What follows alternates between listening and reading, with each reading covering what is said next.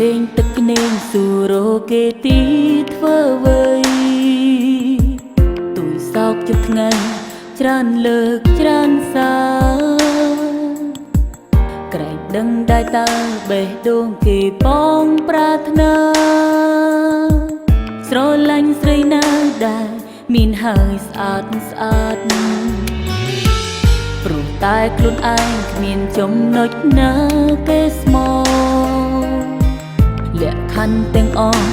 សុទ្ធតែចែកផ្លូវ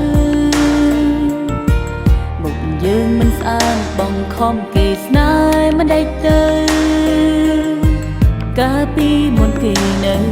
ធាតពិតបោកសងខ្ញុំត្រូវខូចចិត្តគេជាប្រុសស្អាតភាសានិយាយក៏គេប្រើតន់សម័យអាយម្ដងក្បែរដៃមិនឲ្យដំឡៃបើសិនឃើញយើងសត់សោគេឆាប់ធុញទ្រាន់ពេលដឹងច្បាំងជីវិតពិតយើងហើយមិនចាំយូរឡើយគេក៏សម្រេចចិត្តចេញទៅបន្តខ្លួនអាយគ្មានអ្វីគ្រប់យ៉ាងសម្រាប់ឲ្យគេស្រណោឲ្យគេទៅចង់គ្មានសិទ្ធខាំងខត់ស្មោះតែមកខាងបានតាអី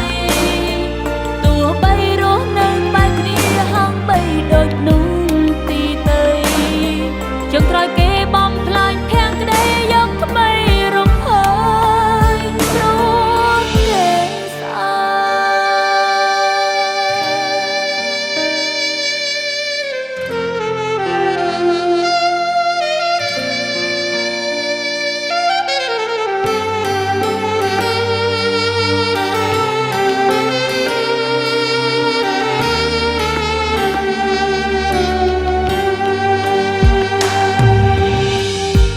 តែខ្លួនឯងគ្មានចំណុចណា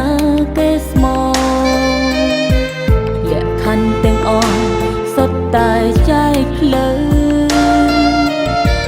មុខយើងមិនស្អាតបងខំគេស្នេហ៍មិនដេចទៅកាលពីមុនគេនៅធាតពិតបោកសងខ្ញុំត្រូវខូចចិត្ត